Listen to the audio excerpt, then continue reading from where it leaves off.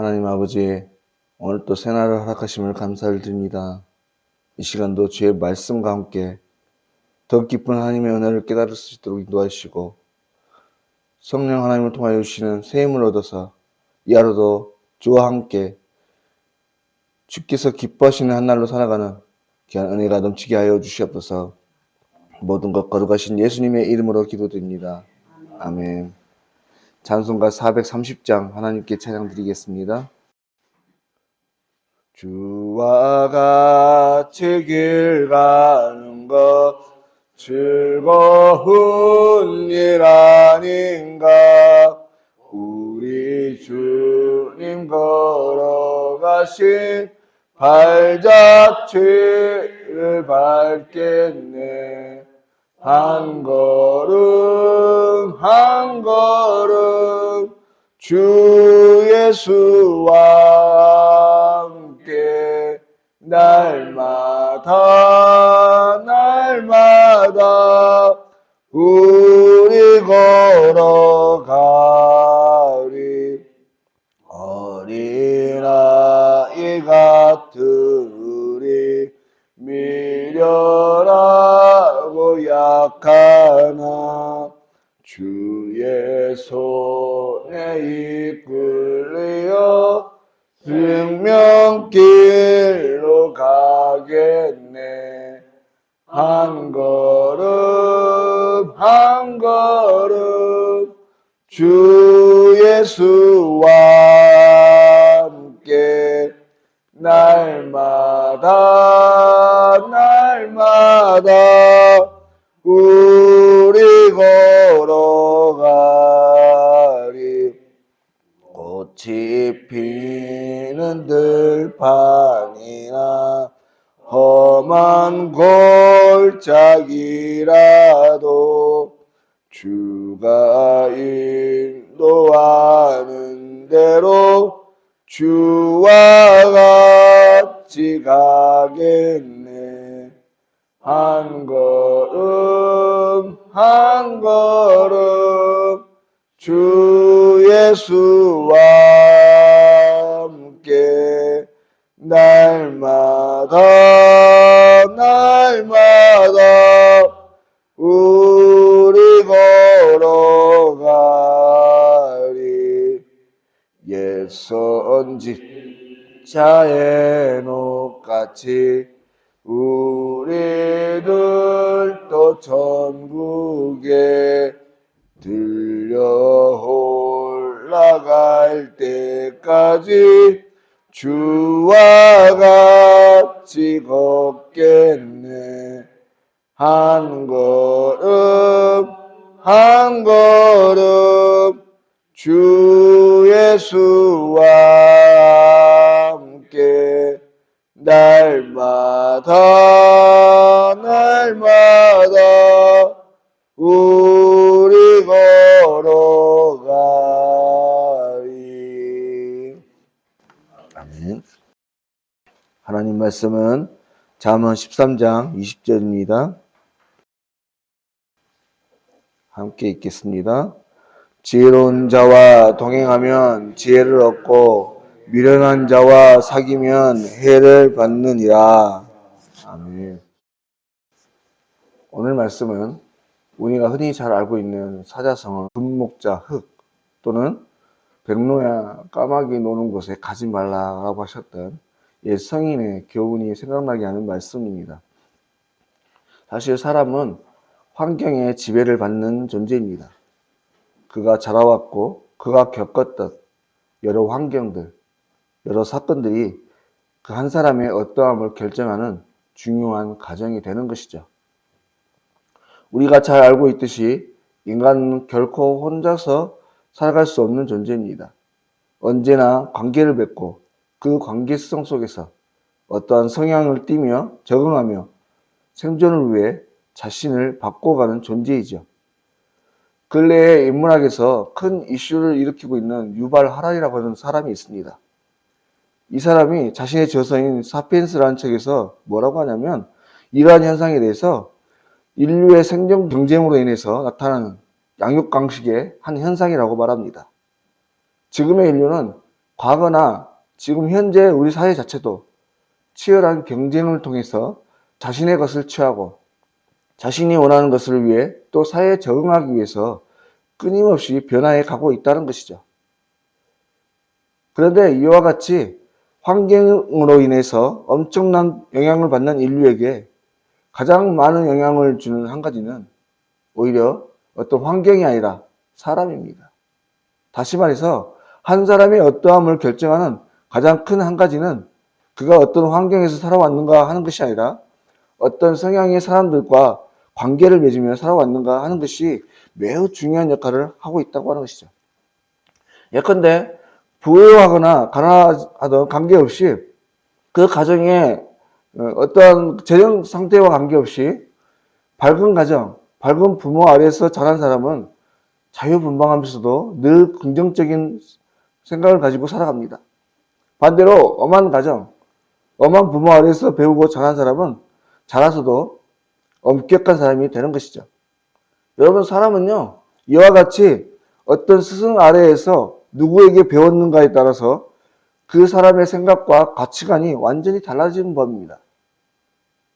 우리나라의 해방 직후에 일어났던 여러 분파들도 한번 보십시오. 여러분, 우리나라에서는요, 해방 직전에서부터 두 개의 진영으로 나눠져 있었습니다. 우리가 잘 아는 것처럼 사회주의와 민주주의로 나눠져 있었죠. 모두가 일제 강점 상태에서 억압받는 나라를 해방시키기 위해서 최선을 다해 독립운동을 하다가 배우고 익힌 선진국가의 사조였죠. 하지만 한 부류는 소련, 지금의 러시아의 사회주의를 따랐고 다른 한 나라는 미국의 자유주의를 따랐습니다. 당시 각기 다른 두 사주에 속했던 여러 사람들을 보시면 어느 쪽이 더 훌륭한 분들이다라고 단정 짓기가 어렵습니다. 누구나 존경하는 한 분이 사회주의에 속해 있기도 했고 누구에게나 비난받는 그 어떤 사람이 민주주의에 속해 있기도 했었습니다. 한 나라의 독립이라는 같은 목표를 가지고 살아왔지만 결국 나눠진 상향은 결코 함께할 수 없는 사람들이 되고 말았죠.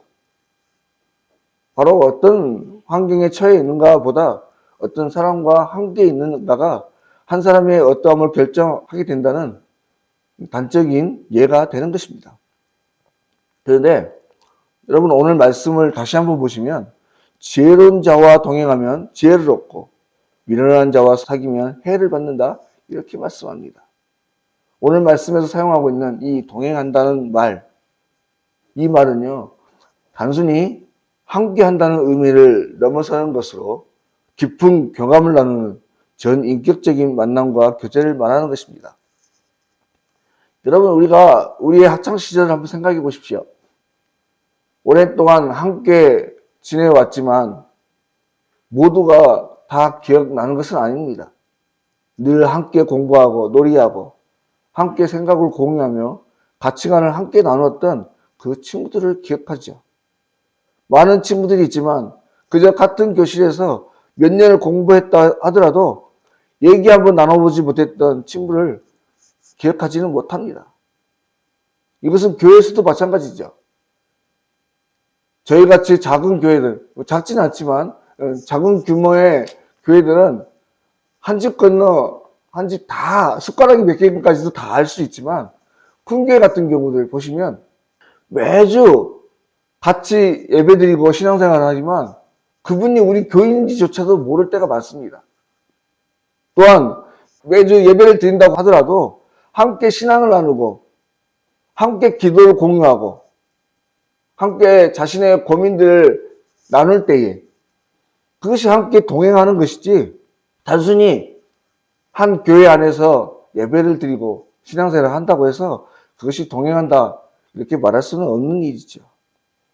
그런 의미에서 우리 모든 성령교회 성도들 모두는 서로가 더 깊은 교제를 통해 함께 동행하는 교회가 되기를 원합니다.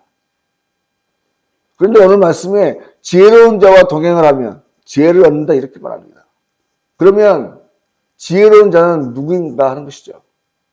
앞서 자문에서 계속되는 말씀, 지혜로운 자는 바로 하나님을 경외하는 자입니다. 하나님을 존중하고 두려워함으로 하나님이 기뻐하시는 삶을 살아가는 그 사람이 바로 지혜로운 자인 것이죠. 그렇다면 이제 오늘 우리의 삶의 자리를 한번 살펴보기를 원합니다. 과연 우리의 주변에는 어떤 사람들이 있는가? 과연 나는 하나님을 경외하는 그 지혜로운 사람들과 함께하고 있는가? 반대로 나는 그 속에서 어떠한 사람인가? 과연 내 지혜로운 자, 하나님을 두려워할 줄 아는 그 사람과 동행하시길 바랍니다. 또한 비록 세상이라는 험한 환경 속에 살아가고 있지만 그 환경과 사람들에게 영향을 받지 않고 신앙과 신념을 잘 지키는, 그래서 오히려 수많은 세상 사람들에게 지혜를 가르치는 요셉과 같은, 또 다니엘과 같은 그런 신앙인들이 되실 수 있길 바라요. 상황에 흔들리는 자들이 아니라 오히려 지배하고 신앙으로 이겨내므로 가장 좋은, 가장 선한 주님의 마음을 흘려보내는 이 험한 세대에 우리에게 주어진 모든 상황 속에서 오직 주님만 바라보고 주님 앞에서 그리고 주님과 함께 승리하시는 참으로 지혜로운 신앙인들이 다 되실 수 있기를 주의 이름으로 간절히 소망합니다. 기도드리겠습니다.